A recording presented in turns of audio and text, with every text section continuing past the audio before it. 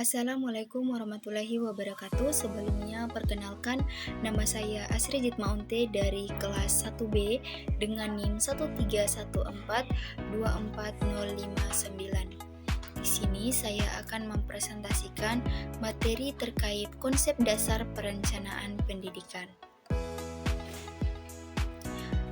Jadi, perencanaan pendidikan merupakan suatu proses mempersiapkan seperangkat keputusan untuk kegiatan di masa depan yang diarahkan untuk mencapai tujuan-tujuan dengan cara-cara optimal untuk pembangunan ekonomi dan sosial secara menyeluruh. Jadi, perencanaan pendidikan dapat disimpulkan bahwa sebuah proses perumusan kebijakan dan instrumen serta teknik penentuan prioritas merupakan bagian integral pembangunan nasional suatu negara dan penghubung di antara harapan orang tua, masyarakat, peserta didik, dan negara dalam upaya mencapai tujuan maupun fungsi pendidikan. Adapun manfaat perencanaan pendidikan, yang pertama yaitu sebagai pola dasar untuk mengatur tugas dan wewenang bagi setiap unsur yang terlibat dalam suatu proses pembelajaran. Yang kedua, yaitu untuk menghemat waktu, alat-alat, tenaga, dan biaya. Yang ketiga, sebagai petunjuk arah proses dalam mencapai tujuan pembelajaran yang dilakukan. Yang keempat, sebagai pedoman kerja bagi setiap unsur, baik itu guru maupun siswa. Dan manfaat yang kelima yaitu untuk bahan penyusunan dan agar lebih seimbang dalam bekerja. Kemudian sejarah perkembangan perencanaan pendidikan. Sejak zaman kuno, para ahli filsafat dan pendidikan sudah mempunyai gagasan perencanaan pendidikan yang bersifat murni spekulatif. Xenophon pernah mengemukakan dalam konstitusi Lacedaemoniannya yang menunjukkan Sparta pada 2500 tahun yang lalu merencanakan pendidikannya yang disesuaikan dengan tujuan militer, sosial, dan ekonomi. Plato dan bukunya Republik membuat suatu rencana pendidikan yang dapat memenuhi kebutuhan pemimpin dan kebutuhan politik Athena. Tujuan pendidikan menurut Plato adalah untuk kebahagiaan individu dan kesejahteraan negara. Lalu asal-usul perencanaan pendidikan. Perencanaan pendidikan di masa kini berasal dari zaman kuno yang tidak terputus-putus. Xenophon menceritakan dalam Lacedaemonian Constitution bagaimana 2500 tahun yang silam orang-orang Spartan merencanakan dengan baik pendidikan mereka untuk tujuan militer, sosial, dan ekonomi.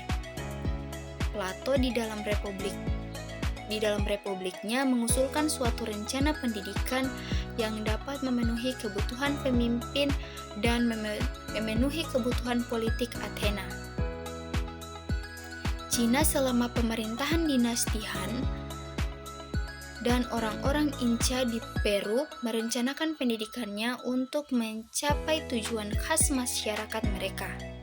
Contoh dari zaman kuno kini menekankan betapa pentingnya fungsi perencanaan pendidikan dan sistem pendidikan dengan tujuan masyarakat apapun jenis tujuan itu.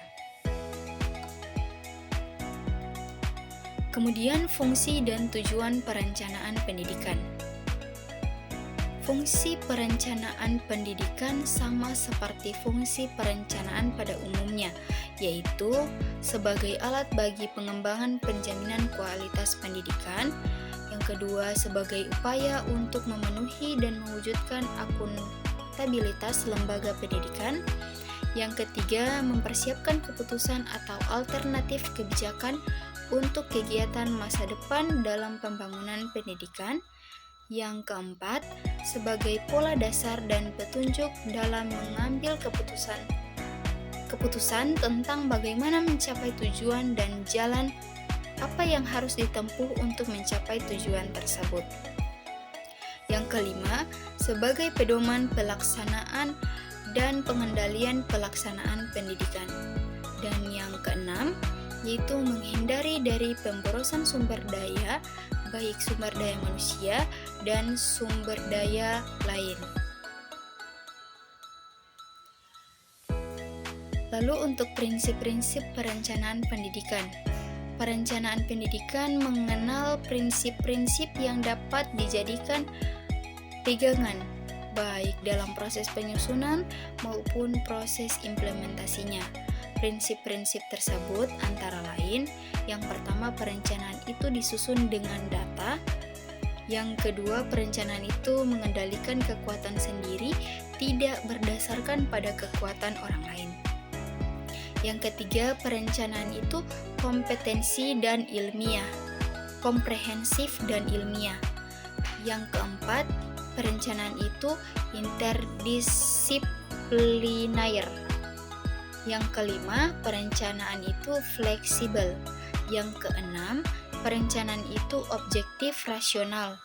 Yang ketujuh, perencanaan itu tidak dimulai dari nol, tetapi dari apa yang dimiliki.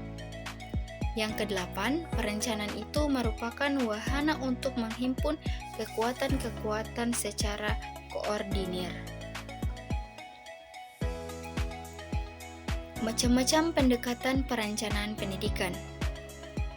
Yang pertama ada pendekatan ketenagakerjaan, pendekatan kebutuhan sosial, pendekatan terpadu, dan pendekatan efisiensi biaya. Jadi itulah presentasi dari saya mengenai materi konsep dasar perencanaan pendidikan. Sekian dari saya.